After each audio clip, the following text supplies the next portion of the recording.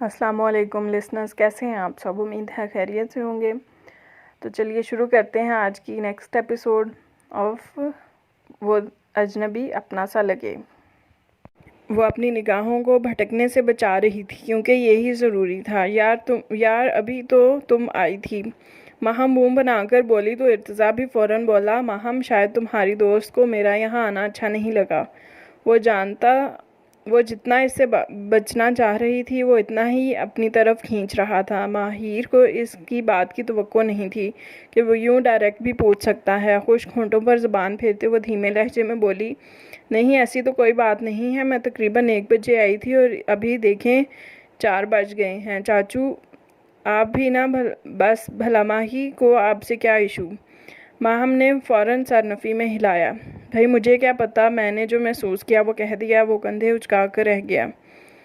Time کا تو واقعی اندازہ نہیں ہوا، کل بھی آ جانا پلیز، وہ گلے ملتے ہوئے کہہ رہی تھی۔ ارتضیٰ بھی ان کے ساتھ چلتے ہوئے باہر آ گیا۔ وہ گاڑی میں بیٹھنے لگی تو جھک کر بولا، اگر آپ کے پاس گاڑی نہ ہوتی تو شاید مجھے ڈرائیور بننے کا شرف حاصل ہو جاتا۔ ماہر کو اپنے کان اور چہرہ دہکتا ہوا محسوس ہوا۔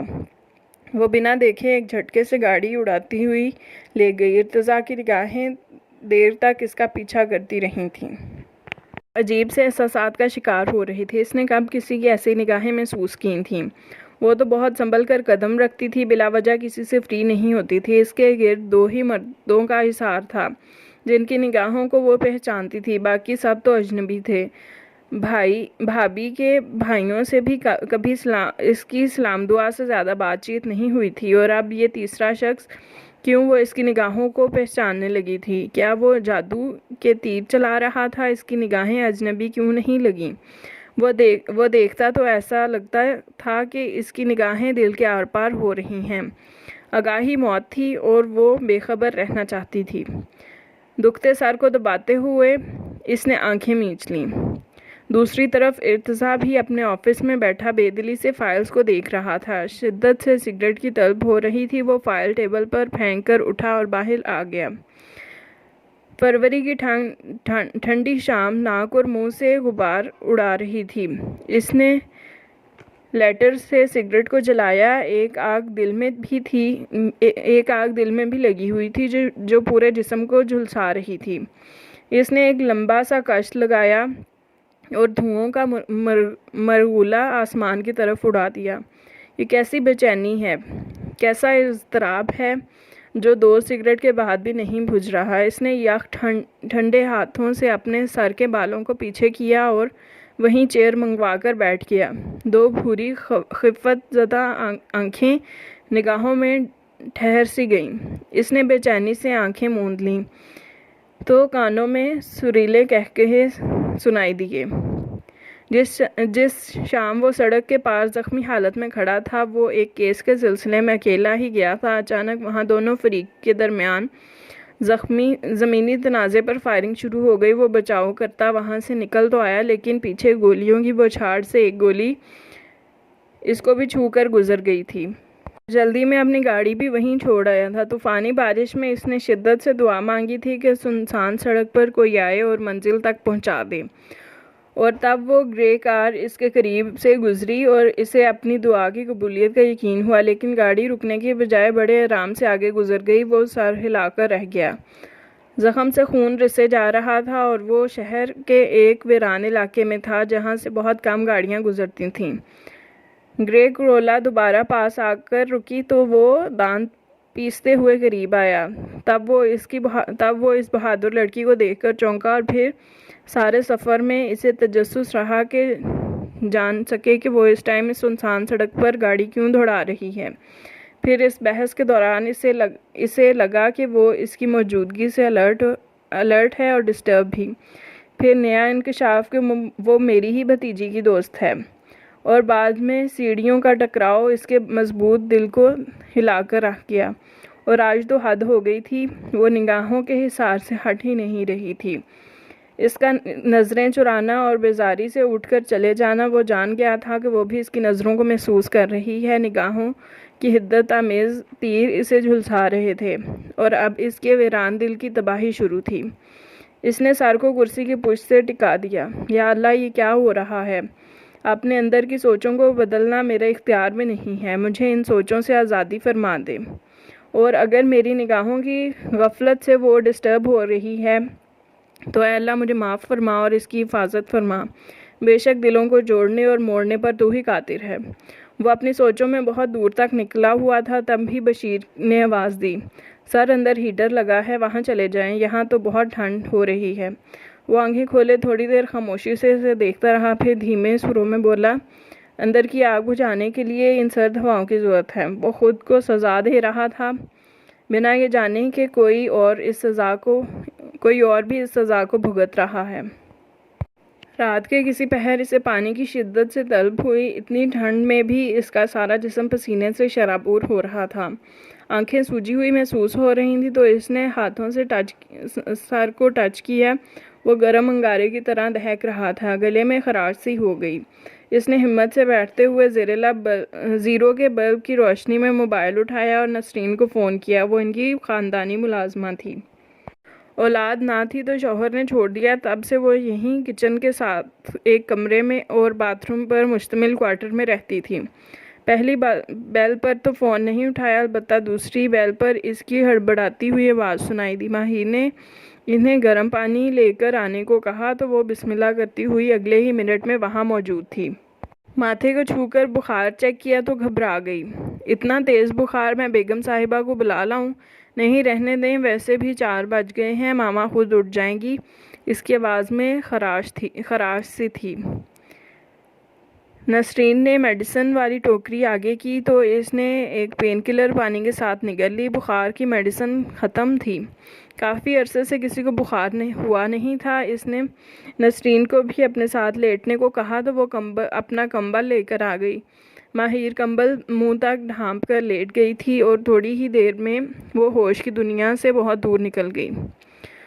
صبح جب دوبارہ اس کی آنکھ کھلی تو اپنے ارد گرد ماما بابا کو دیکھ کر مسکرائی۔ فرخندہ بیگم تسبیح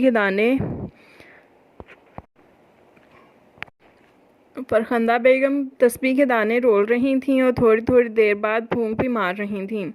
ماں باپ کے احسانوں کا بدلہ اللہ کی ذات کے سوا کوئی نہیں چکا سکتا۔ رات تو ٹھیک تھی، وہ تو شکر ہے میری آنکھ اذان سے پہلے ہی کھل گئی تو نسرین نے مجھے بتایا کہ تمہیں بخار ہوا ہے۔ وہ محبت خفت کے ملے جلے لہجے میں بولیں، تمہارے بھائی تھوڑی دیر تک آ جائیں گے۔ ماما، آپ نے انہیں فون کیوں کیا؟ بلا وجہ وہ پریشان ہو جائیں گے۔ وہ روحانسی سی ہوئی۔ بیٹا بخار آپ کا ابھی بھی تیز ہے تو بہتر ہے وہ خود آ کر چیک اپ کر لیں، ہمیں بھی تسلی ہو جائے گی۔ حسان صاحب اس کے ماتھے پر ہاتھ رکھ کر بولے۔ عمیر جلدی ہی آ گیا تھا۔ ٹیمپریچر چیک کر کے ایک گہری فکرمندی کی نگاہ ماہر پر ڈالی۔ کیا ہوا ہے؟ کوئی ٹینشن لی ہے؟ پروفیشنل لہجے میں پوچھ رہا تھا۔ ماہر کیا جواب دیتی؟ فرخندہ بیگم سرائیت سے بولی، ان کے کالج میں کسی نے سوسائڈ اٹیمپٹ کی ہے، اس کی ٹینشن لی ہوگی اس نے۔ عمیر نے سن کر ہونٹ سکیڑے۔ اسی لیے تو اتنا تیز بخار ہوا ہے؟ ماہی، میں تو تمہیں اپنی طرح بہادر سمجھتا تھا۔ وہ اسے میڈیسن دے کر سر کے بالوں پر نرمی سے ہاتھ پھیر رہا تھا۔ ٹینشن نہیں لیں ورنہ یہ دیمک کی طرح انسان کو کھا جاتی ہے۔ چلو اب آرام کرو، میں یہی ہوں، کل تمہاری بھابھی بھی آ جائیں گی۔ اچھا، احمد اور علی بھی آئیں گے؟ وہ چہک کر بولی۔ ہاں، ہم یہیں شفٹ ہو رہے ہیں، عمیر نے ماں کو دیکھتے ہوئے بتایا۔ اچھا، یہاں پوسٹنگ ہو گئی ہے؟ وہ فرحت و اشتیاق سے پوچھ رہی تھی۔ جی ماما، آپ اوپر والا پورشن صاف کروا دیں، عمیر نے کہا تو وہ فوراً خوشی سے بولی۔ ہاں ٹھیک ہے، میں ابھی نسرین سے کہہ کر آتی ہوں۔ 2 منزلہ گھر ایسے تعمیر تھا کہ اوپر والی منزل کی سیڑھیاں باہر کارپورچ کی طرف بھی تھیں اور گھر کے اندر بھی۔ 3 کمرے، اٹیچ واش روم، کچن سب اوپر بھی بنے ہوئے تھے۔ کارپورچ کے اوپر ٹیرس تھا۔ عمیر کی شادی کے شروع کے دنوں میں جب وہ یہاں رہے تھے تو اوپر کے پورشن میں ہی سامان شفٹ کروایا تھا، اور حسان صاحب کا کہنا تھا کہ نیچے والا پورشن ماہر کا اور اوپر والا عمیر کا ہے۔ فرخندہ بیگم سن کر کہتی، ماہر کا اپنا گھر سسرال کا ہوگا تو وہ فوری سرنفی میں ہلاتے بیٹیوں کے لیے میکے میں بھی جگہ بچا کر رکھنی چاہیے۔ سسرال بیاہ کر بھیجنے کا مطلب یہ نہیں ہے کہ ہمیشہ کے لیے میکے والوں سے ناتا ٹوٹ ہی گیا ہو، بلکہ بیٹیوں کا میکا سلامت رہنا چاہیے تاکہ وہ جب کبھی آئیں تو پرایا گھر نہیں بلکہ اپنا سمجھ کر استحقاق سے آئیں۔ بیٹے تو اپنے لیے خود بھی کما کر بنا سکتے ہیں، مسئلہ تو بیٹیوں کا ہوتا ہے۔ ماں باپ کے چلے جانے کے بعد بھی ان کے پاس اپنی پناہ گاہ ہونی چاہیے۔ حسن، آپ بھی انوکھے باپ ہیں، سب سے الگ سوچتے ہیں۔ اصل میں آپ اسے خود سے دور نہیں ہونے دینا چاہتے، اس لیے اگر آپ کا بس چلے تو گھر داماد ہی بنا لیں۔ وہ گھور کے بیگم کو دیکھتے ہوئے بولے، ویسے اگر میرا ہونے والا داماد مان جائے تو مجھے اس میں کوئی اعتراض نہیں۔ پھر وہ دونوں ہنس دیے۔ ماہم کل سے مسلسل فون کر رہی تھی لیکن موبائل پر ہینڈ فری لگی ہونے کی وجہ سے ماہر کو کال کا پتہ ہی نہیں چلا۔ اسے ٹیونز پسند تھیں لیکن رنگ ٹیون کا بجنا اسے پسند نہیں تھا، اس لیے وہ ہمیشہ فون کا والیوم سلو رکھتی تھی۔ ماہم نے لینڈ لائن نمبر پر کال کی تو نسرین نے فون اٹھایا۔ السلام علیکم آنٹی، میری ماہین سے بات کروا دیں۔ جی وہ تو سو رہی ہیں، اگر ضروری بات ہے تو مجھے بتا دیں، میں بتا دوں گی۔ نسرین بھی ماہم کو جانتی تھی، اس ٹائم وہ کیوں سو رہی ہے، اس کا موبائل بھی بن جا رہا ہے۔ ماہم نے تشویش سے پوچھا، جی کل جب وہ آپ کی طرف سے آئیں تو رات کو انہیں بخار ہو گیا تھا لیکن ابھی وہ پہلے سے بہتر ہیں۔ نسرین کو اس کی فکر مند سی آواز محسوس ہوئی تو اس نے بھی تفصیلی جواب دیا۔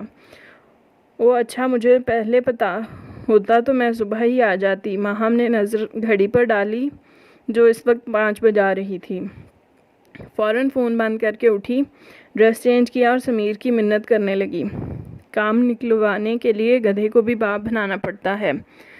بابا اشفاق سکندر تو ابھی کام سے نہیں آئے تھے، ان کا اپنا کپڑوں کا بزنس تھا۔ سکندر صاحب چاہتے تھے کہ ان کے دونوں بیٹے ہی یہی کاروبار سنبھالیں لیکن ارتضیٰ پہلے آرمی میں جانا چاہتا تھا، پھر فیصلہ بدل لیا اور اگر سب آرمی میں ہی چلے جائیں تو پولیس کی نوکری کون کرے گا، جبکہ یہ دونوں ہی ملک کے لیے لازم الملزوم ہیں۔ ماہم نے سکندر صاحب کے سامنے منہ لٹکاتے ہوئے کہا، دادا آپ سمیر سے کہیں مجھے میری دوست کے گھر چھوڑ آئے۔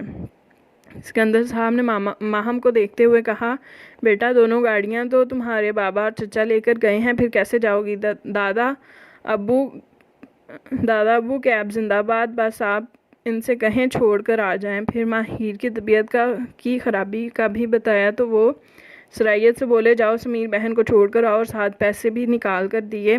ماہم یہ لو کچھ لے کر جانا اپنی دوست کے لیے۔ وہ خوش ہوتے ہوئے پیسے پکڑ کر بیگ کی جیب میں ڈالنے لگی۔ سمیر نے نہ چاہتے ہوئے بھی گاڑی والے کو فون کیا، وہ ابھی تک کل والی بے عزتی نہیں بھولا تھا۔ دادا کے کہنے پر ساتھ گیا اور کیک بھی خود لے کر دیا۔ پھر ماہم کو ماہر کے گھر کے سامنے چھوڑا۔ جب وہ اندر چلی گئی تو وہ بھی اسی گاڑی سے واپس گھر چلا گیا۔ اس نے ایک ذمہ دار بھائی ہونے کا فرض نبھایا تھا۔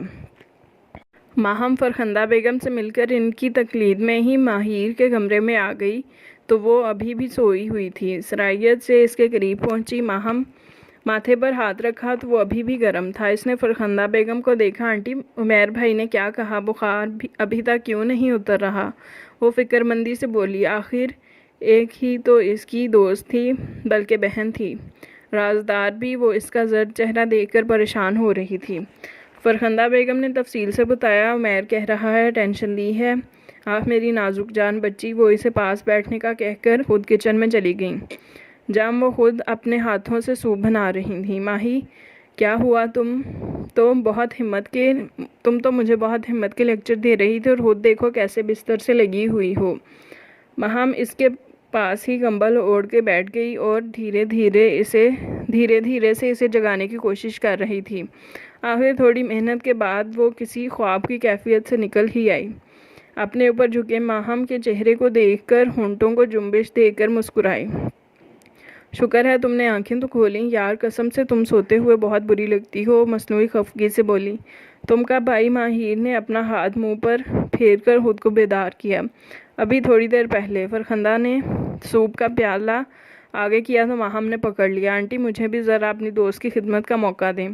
وہ تو مسکرا کر اسے بھی لوازمات سرو کرنے لگیں۔ تم دونوں کھاؤ پیو اور باتیں کرو، میں نماز پڑھ رہا ہوں۔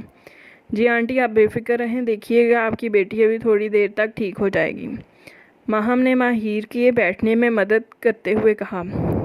واقعی وہ اس کے ساتھ ہلکی پھلکی باتیں کرتے ہوئے بہتر محسوس کر رہی تھی۔ بخار کا زور ٹوٹ رہا تھا۔ اس نے کمبل اتار کر پیچھے ہٹایا۔ ماہم آگے بڑھ کر اسے سہارا دے کر واش روم تک چھوڑ کر آئی۔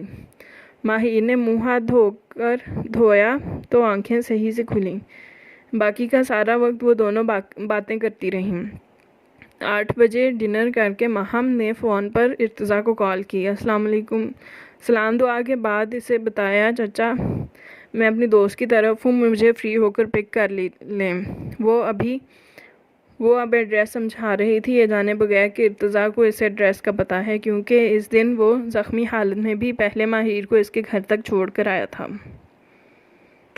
ارتضیٰ نے ماہم کو 10 بجے میسج کیا، میں لینے آ رہا ہوں۔ وہ جو سوچ بیٹھا تھا کہ دوبارہ کبھی اس سے سامنا نہیں ہوگا، لیکن یہ ناممکن تھا کیونکہ قسمت کو کچھ اور ہی منظور تھا۔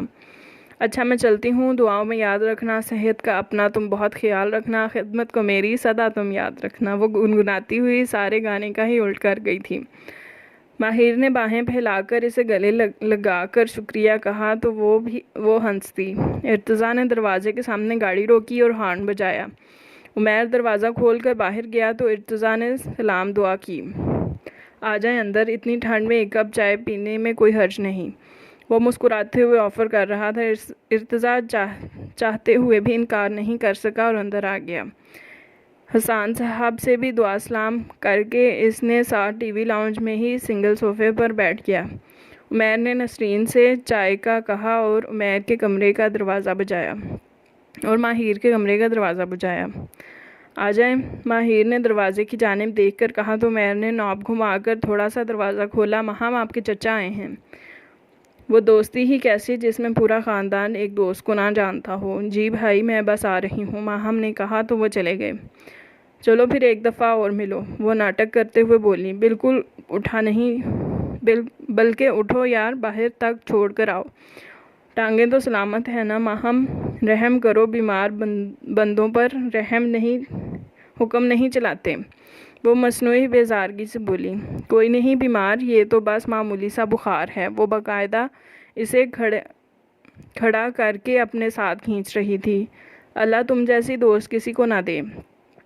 ماہر جانتی تھی کہ وہ اسے زبردستی گھسیٹ کر لے جائے گی، اس لیے یہ سوچ کر اٹھ گئی کہ ہال کے دروازے تک چھوڑ کر آ جائے گی۔ میری جیسی دوست کسی کو مل ہی نہیں سکتی، کیونکہ میں صرف ایک ہی پیس ہوں۔ وہ دونوں مسکراتی ہوئی باہر آ گئیں۔ ماہر کی آنکھیں ارتضیٰ سکندر کو سامنے صوفے پر براجمان دیکھ کر ٹھٹکی تھیں اور قدم آگے بڑھنے سے انکاری ہو گئی۔ وہ جو اس کے سائے سے بھی بچنا چاہ رہا تھا، اپنے اوپر اس کی نگاہ محسوس کر گیا تھا۔ بہت کوشش کے باوجود ماہم کو دیکھتے ہوئے اسے بھی ایک نظر دیکھ بیٹھا۔ سادہ سے حلیے میں اپنے اوپر شال اوڑھے ہوئے وہ ماہم سے بات کر رہی تھی۔ ارتضیٰ کو وہ کل کی نسبت کمزور سی لگی، جیسے شاید وہ کانپ رہی ہو۔ وہ نگاہوں کا زاویہ بدلتے ہوئے اٹھ کھڑا ہوا۔ ماہم چلیں، آہستہ سی آواز میں پوچھا اور حسان صاحب سے مصافحہ کیا، پھر بنا ادھر ادھر دیکھے باہر نکل گیا۔ عمیر بھی باہر تک چھوڑ کر آیا۔ ماہر بھی اپنی شرارتی سوچوں کو ڈپٹتے ہوئے کمرے میں چلی گئی۔ آپ سب سے گزارش ہے کہ ویڈیو کو اینڈ تک ضرور دیکھا کریں اور کمنٹس میں اپنی رائے کا اظہار بھی کریں، لائک کریں اور سبسکرائب بھی کر دیں۔ بہت شکریہ۔